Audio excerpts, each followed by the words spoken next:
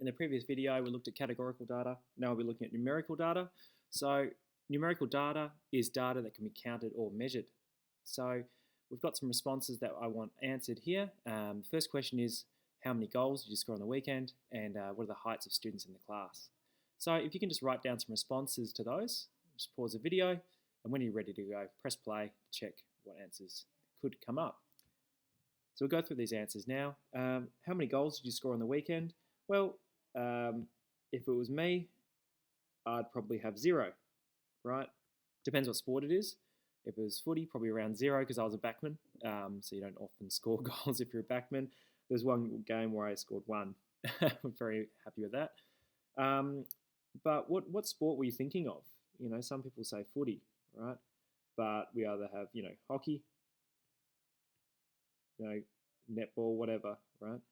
So this can really vary on how many goals you can score. Soccer, maybe. So we know in soccer, scoring a hat trick is scoring 3, right? I'm not sure the record is for number of goals kicked by a footy player, but I think I saw Tony Modra kick 10 once, which was absolutely amazing. So we've got numbers there, and we can see that's numerical data because numbers have come out. What are the heights of students in the class? Well, I myself am 182 centimetres, right? I know some boys are taller than me in the class, but you might be 190 centimetres, or on the smaller side, might be 170 centimetres, but still growing. Doesn't have to be centimetres. Sometimes the response, if you're asked an American, he'd probably say, I'm 6 foot.